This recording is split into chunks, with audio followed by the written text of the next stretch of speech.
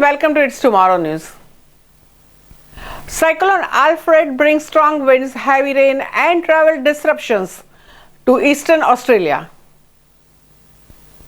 A red tropical cyclone is set to the eastern coast of Australia, bringing strong winds and heavy rainfall. Tropical Cyclone Alfred began impacting the region on Thursday, causing schools to close, public transport to stop, and residents scrambling to prepare. Cyclone Alfred is expected to cross the Queensland coast between Sunshine Coast and Gulf Coast early Saturday morning, and the storm is expected to bring strong winds, rain, and risk of flooding. Alfred will be the first cyclone to hit near Brisbane, the capital of Queensland, since Cyclone Zoe in 1974.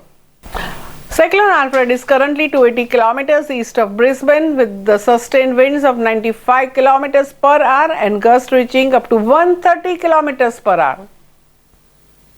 Around 4 million people are at risk, with the area stretching along the 400 kilometers stretch of coastline likely to see the worst of the storm.